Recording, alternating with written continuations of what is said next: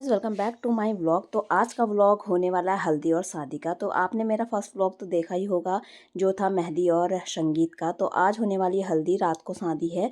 तो हल्दी का प्रोग्राम दिन में रखा है और धूप बहुत ही ज़्यादा तेज़ है, गर्मी बहुत तेज़ है और सभी लोगों को ज़रूरत है पानी की। और मेरा एक ही काम था आज पानी पिलाने का, क्योंकि गर्मी इतनी ज़्यादा हो रही थी, हर कोई पानी ही मांग रहा था, पानी की डिमांड ज़्यादा थी।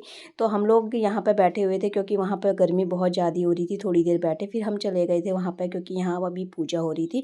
तो बुआ दीदी लोग सभी लोग बाहर बैठ के गप्पे मार रहे थे, अपना टाइम पास कर रहे थे।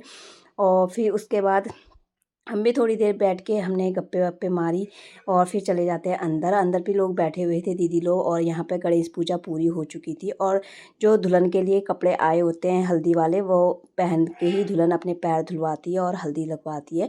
तो यहाँ पे हमारी दुल्हन तो कपड़े रेडी होकर आ चुकी थी पहन के। फिर उसके बाद हमने पैर धोए सभी ने एक एक करके। तो भाई लोग पहले धोते हैं, तो हम लोगों ने भी धो दिया था पैर। और आज के दिन पैर धुलवाने के ना पैसे भी दिया जाता है, नेक दिया जाता है। तो हमने पैर धोने के बाद उनको आशीर्वाद के तौर पे फिर दक्षिणा भी दी थी, क्योंकि इस दिन ये देना ज़रूरी होता है। उसके बाद हम तो आ गए थे बाहर फ़ोटो वोटो खींचने के बाद, और बाकी सभी लोगों ने धीरे धीरे करके पैर धोए। और 5 लोगों ने हल्दी अंदर ही लगा ली थी, क्योंकि ये अंदर पे काम होता है। 5 लोगों के जोड़े से हल्दी अंदर पे लग चुकी थी। और उसके बाद बाकी जो लोग बचे हुए थे उन्होंने बाहर पे ही जो सेटअप बनाया हुआ था वहाँ पे हल्दी लगाना शुरू किया। और उसके बाद बुआ लोगों ने जो भी अंदर नहीं लगा पाए थे हल्दी, उन सभी लोगों ने बाहर पे लगाया। और ये टब इतना ज़्यादा छोटा, मतलब कि दुल्हन के लिए तो सही था, पर हम लोग फिट ही नहीं हो पा रहे थे, ना अंदर ही ना बाहर हो पा रहे थे। तो दीदी इसमें बहुत ज़्यादा हंस भी रहे थे, दीदी को लोगों को वहाँ से लोग चिढ़ा रहे थे। तो फिर दी और मैंने भी हल्दी लगा ली थी अपनी ननद को, और मेरा घाघरा तो बिल्कुल बैठ ही नहीं रहा था। तो फिर ये मेरी देवरानी है पूजा, और हम लोगों ने हल्दी लगाई। उसके बाद सभी लोगों ने हल्दी लगा ली थी। उसके बाद इनका फ़ोटोशूट चल रहा था और हम आ गए थे घर, क्योंकि घर बहुत बिखरा पड़ा हुआ था। सबसे पहले तो घर को मैंने थोड़ा समेटा, झाड़ू लगाया, और साथ ही दी लोग सो गए थे क्योंकि रात की मेहंदी थी। तो थोड़ी देर उन्होंने आराम किया और मेरे को तो बिल्कुल भी टाइम नहीं मिला। फिर शाम के 5 बज चुके थे, फिर सभी लोगों के लिए चाय भी बनाई और चाय दिया, थोड़ी देर बैठे रहे।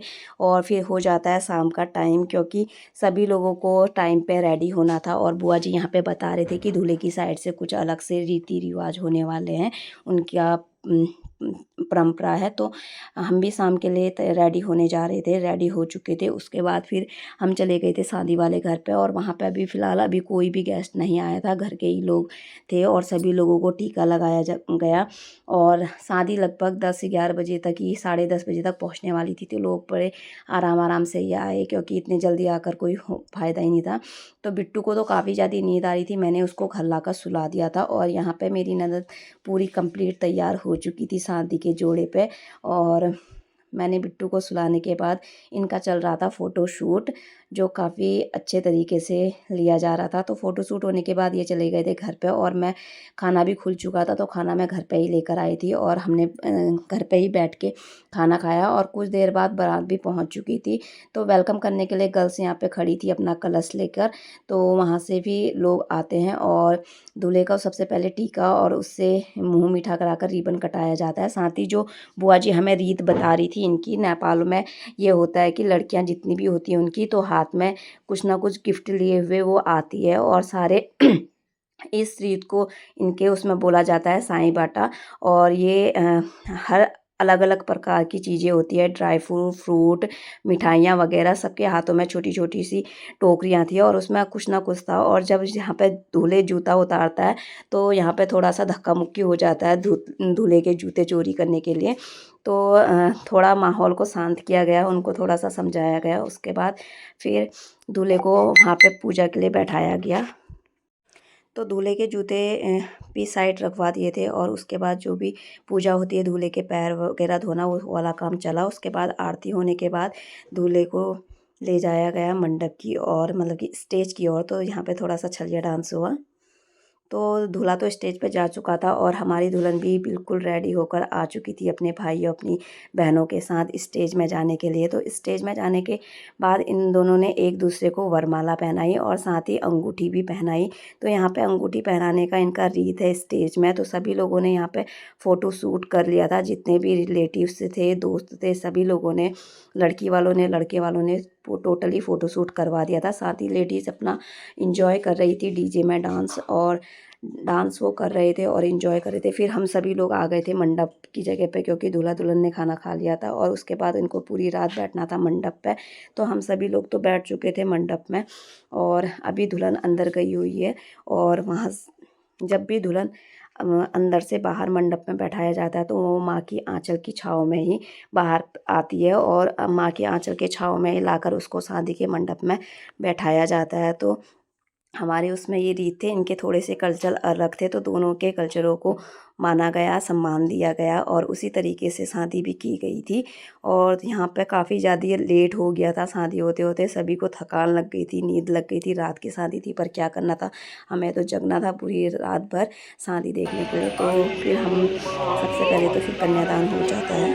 ब्राह्मणो अनिवार्य मया शक्ति निवृत्ताध्यायोगात् कालकर्म वज्रमुदितमहंकार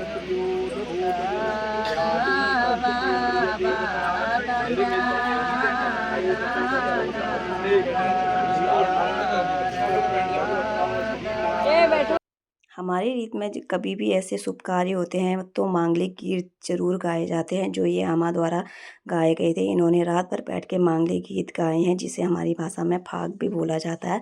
तो इनकी शादी पूरी तरीके से हो गई थी और जो कन्यादान करता है माता पिता, वो ये शादी नहीं देखते हैं, वो कन्यादान करके अंदर चले गए थे और हम सभी लोग इंजॉय कर रहे थे शादी। और ये वाला मोमेंट काफ़ी स्पेशल रहता है हर एक लड़की के लिए। तो इनकी शादी संपूर्ण तरीके से अच्छी तरीके से संपन्न हो चुकी थी और सभी बहुत ज़्यादा थक गए थे। लगभग सुबह का 5 बज गया था ख़त्म होते होते। फिर सभी लोगों ने थोड़ा रेस्ट किया, चाय पानी पिया और सभी के आंखों में नींद और थकान साफ साफ दिखाई दे रही थी कि वो लोग कितना ज़्यादा थके हुए हैं रात भर, क्योंकि जगे हुए थे। तो ये पल हो जाता है विदाई का। और हमारे उसमें जब भी लड़की घर से विदा होती है तो तेल पूजती है अपने मायके वालों की। तो अब आ गए थे मेरी ननद तेल पूछने के लिए, क्योंकि अब उनकी विदाई होने जा रही थी। और यहाँ पे दीदी लोग थोड़ा सा इनको छेड़ भी रहे थे। तो देल पूजने के बाद फिर ये चले जाते हैं अपने घर पे और वहाँ भी देल पूजने के बाद फिर लास्ट ये परंपरा निभाई जाती है इनको विदा करने के लिए। और ये माँ के लिए एक बहुत ही भावुक पल होता है अपनी बेटी को अपने से दूर करने का। तो ये फिर इनको विदा किया गया। I hope you like my videos, please share like and subscribe. मिलते हैं आपसे नेक्स्ट व्लॉग में, तब तक ले बाय एंड